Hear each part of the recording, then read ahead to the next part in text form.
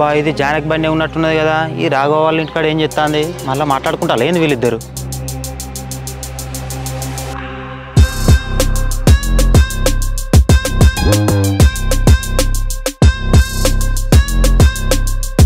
అబ్బా వీళ్ళు ఇంత చేసినా కూడా వీళ్ళు మళ్ళీ మాట్లాడుకుంటారు కదా.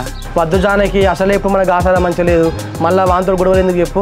బిట్టు గారికి సూర్యగానికి కూడా చెప్పిన శంకర్ గారితో ఏం మాట్లాడకూడదా వాని జోడి ఊకులని. సరే రాఘవ. బా ఎట్లయినా ఈ విషయం వీళ్ళ నాన్నకి చెప్పాలి, ప్రూఫ్ కోసం ఎందుకైనా మంచిది ఒక వీడియో తీసి పెట్టుకుందాం.